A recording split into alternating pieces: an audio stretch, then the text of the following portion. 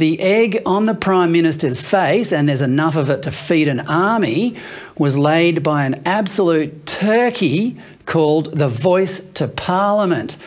News poll today reveals the extent of the damage. A mere 36% of Australians intend to vote yes, and 57% will vote no.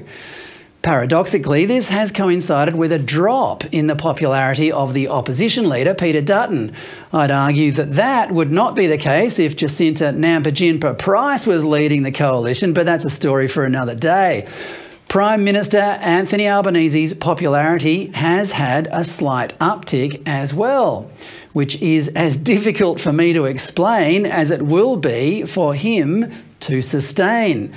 The reason is this. The Voice to Parliament is a low priority for most of us, but because our elections involve compulsory voting, we have been forced to form an opinion about it. A lot of Australians are thinking, why should I bother? Haven't I got enough stuff to worry about already? But it gets worse. Once you have formed an opinion of it, no matter how reluctantly or lazily, you are then thrust into one camp or the other, and the relationship between these two camps is becoming more and more toxic. This didn't need to happen. The heat of this debate could have been significantly reduced if Anthony Albanese had held a convention on the topic so that both sides could thrash out the details and arrive at a wording for the referendum that the most possible number of people could endorse. That would have been the friendly Aussie way to do it. But Albo didn't. Instead, he simply imposed the thing on us, holus bolus, urging us to trust the people who devised it, even while his Minister for Indigenous Affairs refuses to debate her opposition counterpart. Trust that? You'd have to be joking. So now the whole thing is just getting more and more toxic. For an example of just how toxic, take former footballer and provocateur Sam Newman. Newman said last week that footy fans should boo the welcome to country ceremonies at the footy matches on the weekend. When this attracted the usual opprobrium, he came up with an even better idea.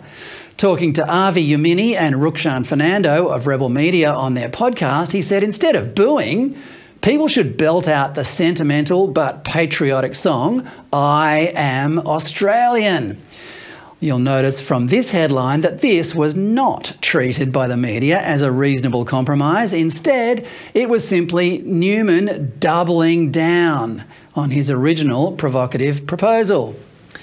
But Newman's suggestion was a good one. Welcome to country is a divisive gesture because it assumes one group of Australians has a greater claim over this continent than the rest of us. But I Am Australian says we are all equally Australian, no matter how long we've lived here. It wasn't long ago that the left thought this was a wonderful idea, but not anymore.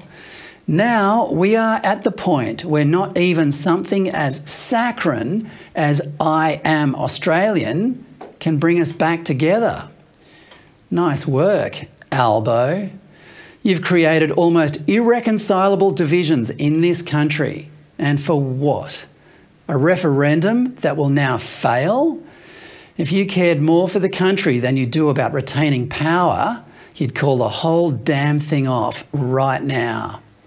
And one last thing about The Voice. Most people instinctively know it won't work because of its name.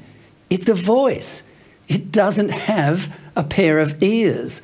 It is a proposal to appoint a panel of experts who, in isolation, will come up with solutions for Indigenous problems. These are the descendants of the people who lived here for tens of thousands of years and didn't build a single home, didn't work out how to breed livestock, and never devised a written language.